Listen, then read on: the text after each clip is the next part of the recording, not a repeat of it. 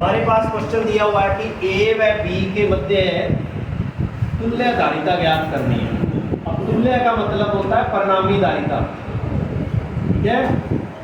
तुल्य का मतलब क्या होगा? परिणामी धारिता ज्ञात करनी है हमें ए और बी के मध्य। संधारित्र इस प्रकार से जुड़े हुए हैं। अब इसमें देखते हैं कि ये संधारित्र C1 और C2 जो है, C1 और C2 जो है वो समांतर क्रम में है, C3 और C4 श्रेणी क्रम में है। इसका जो तुल्य आएगा वो इसके समांतर क्रम में आ जाएगा। फिर इन दोनों को निकालेंगे तो एक परिणामी आपको मिलेगा, इन दोनों को निकालेंगे फिर एक परिणामी मिलेगा, और फिर वापस आप क्या करोगे, ये श्रेणी क्रम में आ जाएगा, ठीक है। तो हमारे को दिया हुआ है कि प्रत्येक का जो धारिता है संधारित्र की वो 1 माइक्रोफैरड है, ओके। अब अपने को क्या करना है, C1 और C2 की तुल्य धारिता निकालनी है। C1 व C2 की तुल्य धारिता निकालनी है। C1 और C2 की तुल्य धारिता निकालेंगे तो उसमें क्या आएगा, दोनों समांतर क्रम में, तो इसलिए C12 ले लें हम इसको, C1 प्लस C2, कोई दिक्कत नहीं है ना।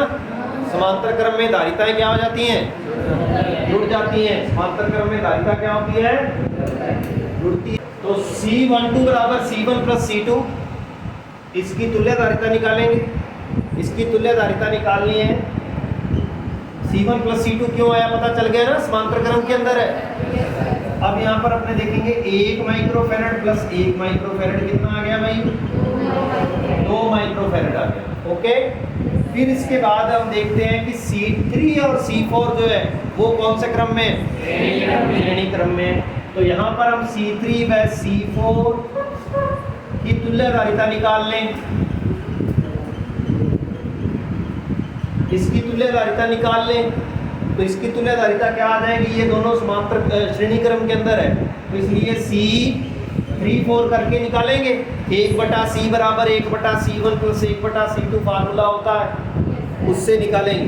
तो अपने पास क्या आ जाएगा, 1/C3 प्लस 1/C4, और ये हमें पता है कि ये कितना है, 1/1 माइक्रोफैरड प्लस 1/1 माइक्रोफैरड, ओके। कितना आ गया, 2/1 माइक्रोफैरड। लघुत्तम 1 आएगा ना, 1 माइक्रोफैरड लघुत्तम आएगा, तो 1 प्लस 1 कितना हुआ, 2 हुआ।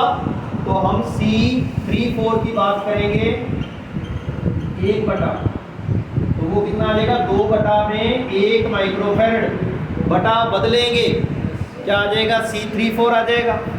तो C34 आ जाएगा तो क्या आएगा, 1/2 माइक्रोफैरड। क्लियर हो गया कि नहीं? यानी कि इसकी तुल्य धारिता हमारे को कितनी मिल गई, 1/2 माइक्रोफैरड मिल गई, और इन दोनों की तुल्य धारिता कितनी मिल गई, 2 माइक्रोफैरड मिल गई। अब इसको हम, ये 1/2 माइक्रोफैरड और ये C5, ये दोनों कौन से क्रम में हो गए, समांतर क्रम में। समांतर क्रम में धारिताएं जुड़ती हैं। अब ये 1/2 माइक्रोफैरड जो हमने निकाला है वो आपके पास C34 है, क्या है, तो हम क्या लिखेंगे, C34 व C5 समांतर क्रम में, याद रह जाएगा ना, समांतर क्रम में है, तो इसलिए क्या आ जाएगा, यहाँ पर जोड़ेंगे इसको। तो आप क्या करो, इसमें 3 4 5 है तो इसको ऐसे लिख दो, ठीक है। तो क्या आ जाएगा, C34 प्लस C5, 3 4 की वैल्यू कितनी है, और इसकी कितनी है, 1 माइक्रोफैरड, कितना हो गया, 3/2 माइक्रोफैरड। अब इसका तुल्य 3/2 माइक्रोफैरड, इसका तुल्य कितना हो गया, 2 माइक्रोफैरड। आ रहा है समझ में? अब 2 माइक्रोफैरड और 3/2 माइक्रोफैरड कौन से क्रम में है, श्रेणी क्रम में। हो गए कि नहीं? इसको हम तुल्य डायग्राम को इस प्रकार से बनाएंगे। यहाँ पर बना देता हूँ मैं, फाइनल डायग्राम जो है वो इधर बना देता हूँ। तो यहाँ पर बना दिया मैंने, ये A है और इसका तुल्य हमने निकाला था 2 माइक्रोफैरड, और ये है आपके पास क्या, 1/2 3/2 माइक्रोफैरड, और ये क्या आ गया, B आ गया। इसका हमने निकाल लिया था 2 माइक्रोफैरड, इसको पूरे को सॉल्व करके हमने कितना निकाल लिया, 3/2 माइक्रोफैरड। अब ये दोनों कौन से क्रम में हो गए, श्रेणी क्रम में। तो AB CAB निकालना है हमें। CAB किससे निकलेगा, 1/C बराबर 1/C1 प्लस 1/C2 से निकलेगा। अब 2 माइक्रोफैरड और 3/2 माइक्रोफैरड दोनों कौन से क्रम में है, तो CAB निकालेंगे, क्या आ जाएगा, 1/2 माइक्रोफैरड प्लस 3/2 माइक्रोफैरड। अब ये 3/2 है ना, तो 2/3 हो जाएगा, ठीक है। तो 1/2 माइक्रोफैरड प्लस 2/3 माइक्रोफैरड। माइक्रोफैरड को तो बटा में ही लिखना है यार, जब तक इसको पलटेंगे नहीं, ठीक है, ये बटा में है। अब क्या करोगे आप, CAB करना है, 1/CAB है, उत्तम लेंगे, कितना आ जाएगा, 6 माइक्रोफैरड आ जाएगा कि नहीं। यहाँ पर कितना आ गया, 3 माइक्रोफैरड नहीं लिखना, 3 प्लस 4 कितना आ गया, 7/6 माइक्रोफैरड, यानी कि CAB क्या आ गया, 6/7 माइक्रोफैरड। आ रहा है कि नहीं। इसका ये क्वेश्चन हमारे को दिया हुआ है कि AB के मध्य तुल्यधारिता ज्ञात कीजिए। इनफाइनाइट सीरीज है, प्रत्येक समानांतर की धारिता C है, ठीक है, और हमें AB के मध्य तुल्यधारिता ज्ञात करनी है। तो उसके लिए हमें क्या करना पड़ेगा, ये इनफाइनाइट सीरीज है, आपको पता है कि इनफाइनाइट के अंदर हम यदि एक जोड़ दें या एक घटा दें कोई फर्क नहीं पड़ता, इनफाइनाइट इनफाइनाइट ही रहता है। इनफाइनाइट +1 इनफाइनाइट होता है, इनफाइनाइट -1 इनफाइनाइट होता है, पता ना पड़े तो। इनफाइनाइट +1 कितना होता है, इनफाइनाइट, इनफाइनाइट -1 कितना होता है, सेम वैल्यू होती है। अनंत में चाहे जोड़ दें, अनंत में चाहे घटा दें, वैल्यू पर कोई प्रभाव नहीं पड़ेगा।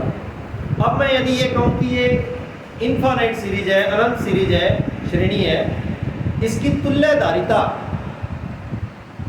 C' मान लो, तुल्यधारिता C' मान लो यदि पूरी सीरीज की, और इसमें से मैंने यदि इतने भाग की बात करूं, इधर वाले भाग की, तो बताइए इधर वाले भाग की तुल्यधारिता कितनी होगी, C' ही होगी। अभी मैंने आपको बताया कि पूरे की तुल्यधारिता हम कह रहे हैं C', उसमें से एक सीरीज को हमने यहाँ से हटा दिया तो भी तुल्यधारिता कितनी होगी, C'। इसलिए तो मैंने आपको एग्जांपल दिया था कि अनंत में चाहे आप एक जोड़ दो, अनंत में चाहे आप एक घटा दें, 2 घटा दें, 3 घटा दें, कोई फर्क नहीं पड़ेगा, ठीक है। तो मैंने सबसे सिंपल तरीका क्या लिया है कि ये एक सीरीज है ना पूरी, ये देखो एक सीरीज ऐसे बन रही है, फिर दूसरी सीरीज यहाँ से चालू हो रही है, तीसरी सीरीज यहाँ से चालू हो रही है। तो एक सीरीज पूरी यदि यहाँ से अगले वाली को हटा देते हैं, बाकी पीछे वाली जो सीरीज जो बच जाती है उसकी तुल्यधारिता भी कितनी रहेगी, C' ही रहेगी। इस C' का मान निकालना है कि ये C' क्या होगा, ठीक है। तो मैं यहाँ पर इसको ऐसे लिख देता हूँ, पहले लिखूंगा मैं कि माना AB के मध्य तुल्यधारिता C' है, ओके। AB के मध्य तुल्यधारिता कितनी मान ली, C' है, जो कि अनंत श्रेणी है।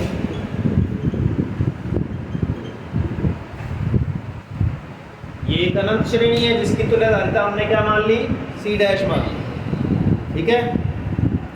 इस श्रेणी को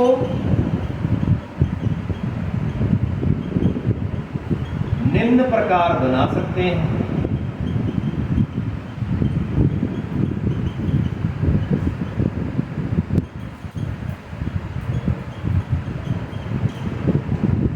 अब देखिए इसमें मैं क्या करता हूँ, इसको नाम दे देता हूँ बिंदु को स्मॉल ए, इसको नाम देता हूँ स्मॉल बी। ठीक है, जिसमें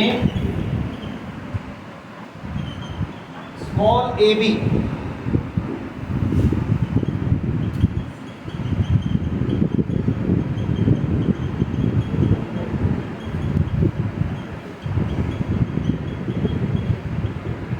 स्मॉल ए बी के मध्य में तुल्य धारिता कितनी होगी? अभी मैंने बताया ना कि आप यदि इसमें से एक सीरीज को यदि हटा दो ना और बाकी बच गई, उसकी तुल्य धारिता भी उतनी ही रहेगी, क्योंकक्योंकि अनंत में आप चाहे कितने एक जोड़ दो या घटा दो कोई फर्क नहीं पड़ता। तो मैं इस चित्र को ऐसे बना सकता हूं, देखो इधर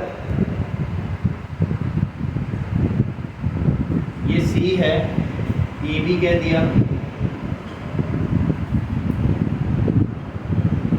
ये भी सी है। यहाँ पर इस सीरीज को इसकी तुल्य धारिता कितनी मान रहे हैं हम?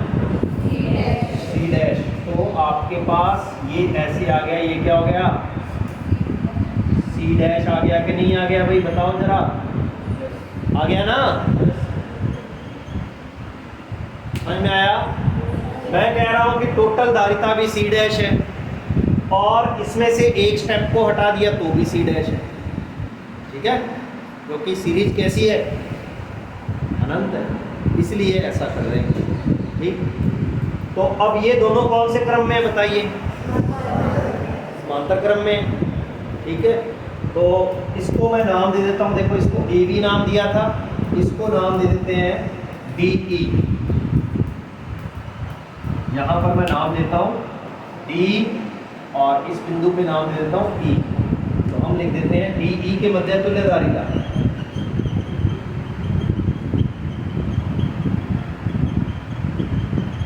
और आपको पता है कि जो डी और ई के मध्य है, सी और सी डैश जो है, ये कौन से क्रम में है? समांतर क्रम में। तो समांतर क्रम में धारिताएं जुड़ जाती हैं, तो क्या हो जाता है? सी डी ई कर देते हैं, बराबर क्या आ जाएगा? C dash plus. समझ में आ गया कि नहीं आ गया? ये सी डैश है और ये प्लस सी है, इस दोनों को जोड़ देंगे समांतर क्रम में, इसलिए। तो अब इन दोनों का तुल्य प्रतिरोध सी डी ई प्राप्त हो गया आपको। अब वापिस से नया डायग्राम बनेगा। नया डायग्राम क्या बनेगा?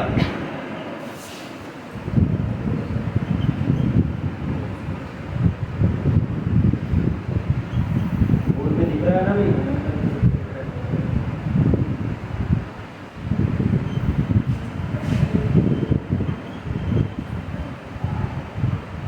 यहां तक सभी को समझ में आ गया क्या?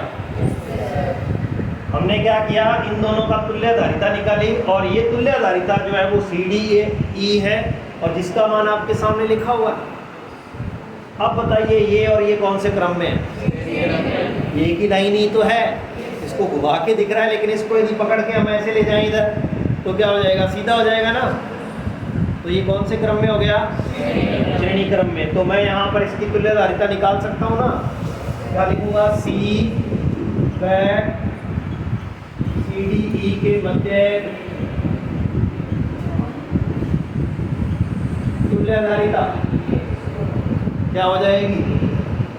सी। अब ये देखो श्रेणी क्रम में है, श्रेणी क्रम में तो करेंगे 1/CAB बराबर 1/C प्लस 1/CDE। ओके, अब आपने पहले ही कह चुके हो कि 1/CAB यानी कि CAB AB के मध्य तुल्य धारिता C डैश है, ये आपने सबसे पहले कहा। तो आपको ये तो पता है कि CAB का मान जो है वो C डैश है, लेकिन C डैश कितना है उसका मान तो अपने को निकालना है। तो हम यहाँ पर कैसे लिखते हैं? देखो 1/C डैश बराबर 1/C प्लस 1/C प्लस। ठीक है, अब क्या करें? इसको मैं हटा देता हूँ, लघुत्तम ले लें। लघुत्तम क्या आएगा? ये आएगा। यहाँ पर क्या आएगा? और यहाँ पर क्या आएगा? अब 1/C डैश है बराबर 2 सी प्लस सी डैश हो गया। अब आपको तो सी डैश का मान निकालना है, तो इस समीकरण को सी डैश के रूप में द्विघात समीकरण बना लेते हैं। क्या बन जाएगी द्विघात समीकरण? क्या बन जाएगी? सी डैश स्क्वायर, इधर प्लस का है ना, तो इन दोनों को उधर ले जाओ। तो कैसे बनाता हूँ, देखो सी डैश स्क्वायर, ये 2सी डैश है, जब ये इधर जाएगा तो माइनस का हो जाएगा, तो प्लस का कितना बचेगा? सी डैश, और प्लस माइनस सी स्क्वायर बराबर क्या आ जाएगा? 0 आ जाएगी। ये एक समीकरण बन गई द्विघात समीकरण सी डैश के रूप में। और इसका मान फिर कैसे निकालते हैं? धराचार्य सूत्र से, x बराबर minus B plus minus under root B square minus 4ac upon में 2 है। तो अब यहाँ पर a की वैल्यू 1 है, b की वैल्यू कितनी है? c है, और c की वैल्यू कितनी है? माइनस सी स्क्वायर। c की वैल्यू कितनी है? कर सकते हो कि नहीं? वैल्यू आ जाएगी ना। तो इस तरीके से इस क्वेश्चन को करना है। ये प्रश्न बोर्ड में आया हुआ बहुत ही इंपॉर्टेंट प्रश्न, ठीक है। अब नेक्स्ट क्लास के अंदर अपने इसी से रिलेटेड और न्यूमेरिकल करेंगे। उस न्यूमेरिकल में हम ये कर सकते हैं कि आपके पास ये आप अपने आप कर सकते हो। अगला क्वेश्चन, आप क्या करो, 1c को और यहाँ पर ले आओ, सभी में 1c और जोड़ दो। कर सकते हो कि नहीं? बस सिर्फ फर्क ये होगा कि इसमें 1c और जुड़ जाएगा। सीरीज तो वैसे की वैसे ही बननी है, क्वेश्चन वैसे का वैसे ही होना है, बस आपको 1c और जोड़ना है। तो ये नेक्स्ट क्वेश्चन अपना होगा, ठीक है। तो ये बहुत ही मोस्ट इम्पॉर्टेंट प्रश्न है, इसको आप दोबारा से अच्छे तरीके से करके देखिए, ठीक।